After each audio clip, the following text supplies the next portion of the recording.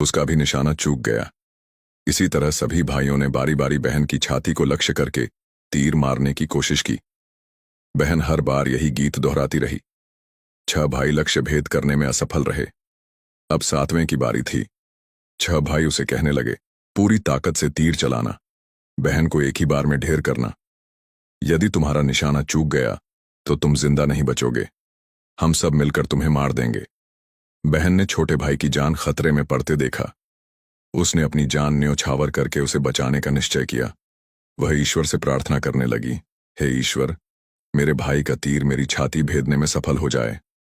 वह करुण गीत गाने लगी, मारो मारो भैया, छाती में लक्ष्य करके, भैया छाती में लक्ष्य करके, तेरा तीर मेरी छाती भेद जाए। मारो मारो भैया, छाती में लक्ष्य करके, भैया छाती में लक्ष्य करके। छोटे भाई ने तीर चलाया। उसका तीर बहन के मर्म पर जा लगा। वह दर्द से तड़प उठी। कुछ देर छटपटाने के बाद उसके प्राण पखेरु उड़ गए। वह निस्पंद हो गई। अपनी कुटिल योजना सफल होने पर 6 भाइयों की बाँछें खिल गई। 7 ने मिलकर मृत बहन का शरीर चांग से नीचे उतारा। 6 भाइयों ने मिलकर बहन के शरीर की बोटी बोटी काट डाली। बड़े भाई ने 7वें को जंगल से लकड़ी और पानी लाने का आदेश दिया। छोटा भाई पानी और लकड़ियों के साथ साथ कुछ मछली और केकरे ले आया। वह अंदर अंदर बहुत व्यथित था। उसके भाई बहन का मांस बड़े चाव से पका रहे थे। वह अपनी प्यारी बहन का मांस नहीं खा पाएगा। अगर नहीं खाएगा तो अन्य भाई उसे गाली देंगे। उसने मांस बनाते समय चुपके से अपने साथ लाई मछलियां और केकरे को आग में दे दिया और अपना खाना जुगाड़ किया। चावल और मांस तैयार हो गया। जमीन पर केले के पत्ते बिछाकर उसमें सबके लिए खाना परोसा गया। छोटे भाई ने पहले ही अपने बैठने के स्थान पर एक छोटा गड्ढा खोद रखा था। उसने अपनी पत्तल में परोसे गए नरमांस को चुपके से गड्ढे में डाल दिया और मछली भात खाने लगा। अन्य भाई बहन की हड्डियां चबाने लगे। वह केकरा चबाने लगा। जब सबने बहन के शरीर के स्वादिष्ट मांस से अपना पेट भर लिया तो बड़े ने 7वें भाई को झूठा साफ करने को कहा। उसने बहन की बची खुची हड्डियां और शरीर के अन्य भाग जैसे सिर, नाखून, पंजे आदि सभी इकट्ठा करके उसी गड्ढे में डाल दिया और मिट्टी से ढक दिया। कुछ समय बाद उस स्थान पर बांस का एक पौधा उगाया। धीरे धीरे वहां बांसों का झुरमुट बन गया। एक बार कहीं से एक संत आए और उसी बांस की झुरमुट तले छुपकर मल त्याग करने लगे। उसी समय आकाशवाणी हुई, संत दुर्गंध आ रही है, संत दुर्गंध आ रही है। बार बार यह आकाशवाणी सुनाई देने लगी तो संत ने झटपट उस स्थान को साफ किया। उन्होंने झुरमुट में से एक बांस काटा और अपने साथ ले गए। उस बांस से उन्होंने एक केंद्रा, एक पुराना वाद्य यंत्र बनाया। वे उसे बजा बजा कर दिन भर लोगों के घर जाकर भिक्षा मांगते थे और बदले में खूब सारा उपदेश देते थे। एक दिन संत भिक्षा के लिए बड़े भाई के द्वार पर गए। तब तक 6 भाइयों का विवाह हो चुका था। केवल 7वां कुंवारा था। ज्यों ही संत ने बड़े भाई के आंगन में कदम रखा त्यों ही संत का केंद्रा स्वयं बोल उठा, नहीं बजोरे केंद्रा, यही है दुश्मन, सबसे बड़ा बड़ा भाई के घर। नहीं बजोरे केंद्रा, दया प्रेम सब छोड़कर रिश्ते में यही दाग लगाया। नहीं बजोरे केंद्रा, यही है दुश्मन, सबसे बड़ा बड़े भाई के घर। नहीं बजोरे केंद्रा। योगी के बाजे से बार बार निकल रही इस रुदन से बड़े भाई के पसीने छूटने लगे। उसने अपनी पत्नी से योगी को तुरंत भिक्षा देकर विदा करने को कहा। इसी तरह योगी बारी बारी से 6 भाइयों के द्वार पर उपस्थित हुए।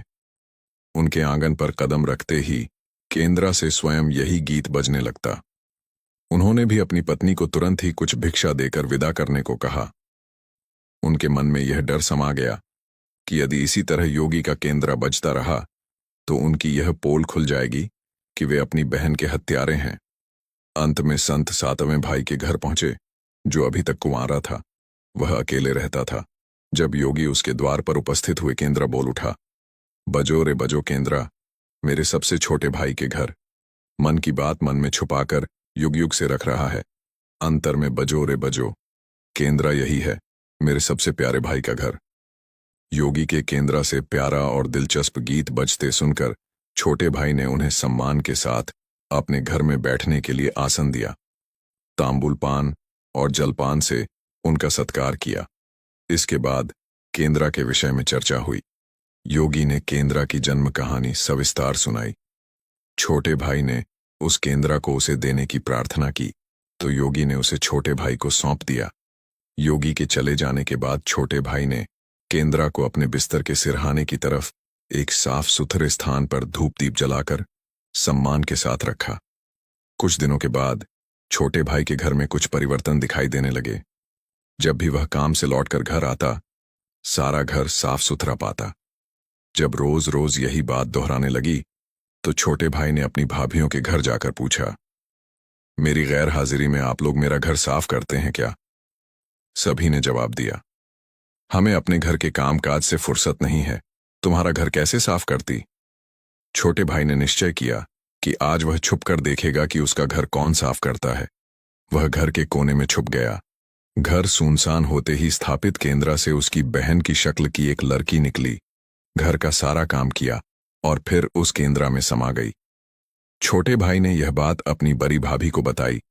बड़ी भाभी ने उसे समझाया, ज्यों ही लड़की केंद्रा से बाहर निकलेगी तुम केंद्रा को आग के हवाले कर देना, फिर उस पर तुलसी जल छिड़क देना, फिर देखना क्या होता है। छोटे भाई ने बड़ी भाभी के कहे मुताबिक काम किया। उसने लड़की के निकलते ही केंद्रा को आग में डाल दिया और लड़की पर पवित्र तुलसी जल का छिड़काव किया। तुलसी जल के स्पर्श से वह मानव रूप में आई। भाई ने देखा यह तो उसकी प्यारी बहन है। उसने अपनी बहन को गले से लगा लिया। उसके बाद दोनों भाई बहन बड़े प्रेम से जीवन बिताने लगे। सीख, निस्वार्थ प्रेम ही रिश्तों को बनाए रखता है। रिश्तों को कलंकित करने वाले कभी छुप नहीं सकते।